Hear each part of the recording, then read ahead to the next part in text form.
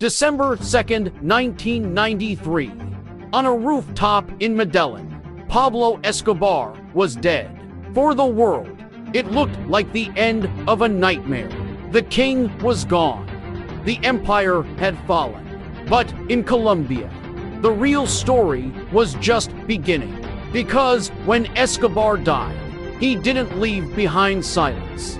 He left behind money, enemies, unfinished deals, and an army of criminals who suddenly had no rules. This is the story of what happened after Escobar and how the hunt for his legacy became one of the most intense crime prosecutions in modern history.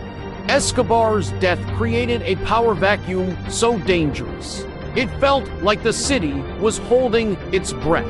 The Medellin cartel didn't disappear overnight. It fractured. Lieutenants vanished. Accountants burned records. Rival groups rushed in. Warehouses full of cash sat abandoned. Safe houses were emptied in the dark. And informants suddenly became targets. Law enforcement knew one thing. If they didn't move fast, Escobar's ghost would rebuild itself under a new name. Colombian prosecutors changed tactics. Instead of chasing gunmen, they chased paper trails, bank transfers, shell companies, fake businesses posing as farms, taxi companies, even soccer clubs. Billions of dollars were hidden across Colombia, Panama, Miami, and Europe. Every arrest triggered another clue. Every seized ledger led to a bigger name. This wasn't a war in the streets anymore. It was a war in courtrooms, airports, and backroom interrogations. While authorities focused on Escobar's remnants, another giant moved quietly. The Cali cartel. They didn't bomb cities. They didn't seek fame. They bribed judges, politicians, police commanders. For a moment, it looked like they'd won. But then came Operation Millennium, a coordinated international crackdown that exposed their leadership and led to massive prosecutions in the mid-1990s. One cartel down, but the damage was done. Colombia realized the enemy wasn't one man.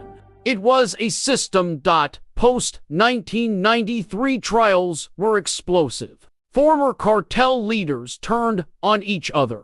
Politicians were named in open court. Secret deals were exposed. Some defendants walked free due to lack of evidence. Others vanished before trial. Every verdict felt like a cliffhanger. The public watched closely, asking, was justice finally winning? Or just barely surviving? By the late 1990s, Escobar's legacy had mutated. Smaller, faster groups emerged. Paramilitary-linked traffickers, regional drug networks, cross-border syndicates. They learned from Escobar's mistakes. Less noise, less attention, more control. Prosecutions continued, but the enemy kept changing its face. Pablo Escobar didn't just leave behind a criminal history. He left behind a blueprint. The post-1993 prosecutions proved something crucial. Killing a king doesn't end an empire. It only tests whether a country can dismantle what the king built. And Colombia did something rare.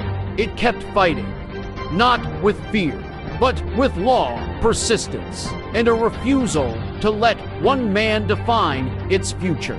Escobar died on a rooftop, but his legacy went on trial, again and again. And every conviction since 1993 has been Colombia saying one thing to the world. The story doesn't end when the villain falls. It ends when the system does.